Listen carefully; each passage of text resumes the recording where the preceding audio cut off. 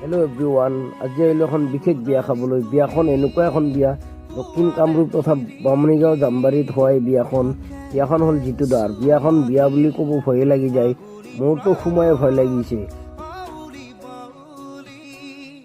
অনুভৱ কেনাই? বহুত বহুত ধুনীয়া অনুভৱ, বহুত কমৰ বিষয় গৈছে। বিয়া নাকি? এতে পাঁচবাৰ কৰাইছো না, অভ্যাস নাই। ভালে লাগছে। কিহত যাবি বিয়া কৰা বাইতো? কিহত যাম এতিয়া, কিহত নাই ৰাইজে য'ত নাই তাতে যাম। পিছত আমি চাই ল'ম নেকি কিহত যাম? কিন্তু পিছত ভিডিঅ'ত আহিলোঁ তাৰপিছত ভাতৰ হোটেললৈ। খানা কিন্তু মজা, গোটেই আইটেম আছে। খানা খাই মজা লাগছে, একদম ধুনীয়া। তাৰপিছত আহিলোঁ ভাতৰ পিনে ওলাই। ৰুদ্ৰ ভাইটি গান গাই আছে, জুবিন দাৰ গান ফালি দিছে, একদম পাগল কৰি